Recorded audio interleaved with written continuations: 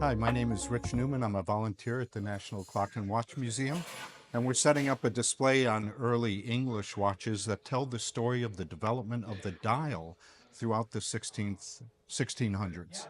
So this watch dates from about 1665 to 1670.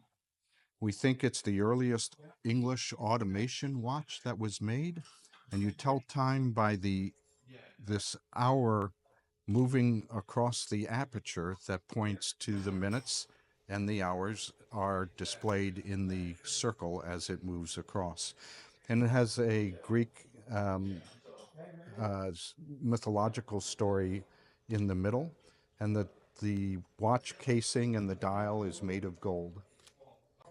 Actually, it's part of a private collection that's here as a special exhibit for the opening of the National Convention.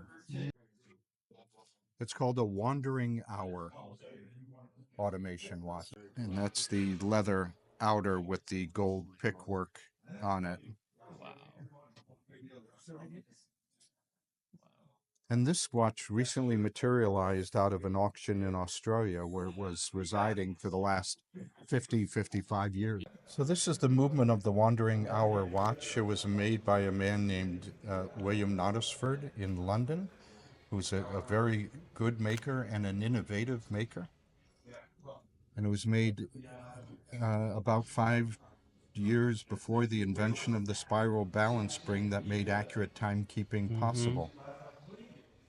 Of course, back then, all of these were made by hand by a number of different craftsmen. The case itself would be made by a goldsmith. Sure. The dial would be made by a dial maker.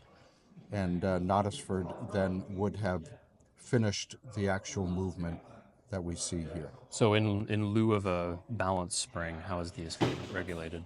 It, it runs similar to the design of a balance spring, except instead of that nice smooth rotation, it actually banks from end to end. Oh, interesting. Click, click, click, Uh-huh. click, click.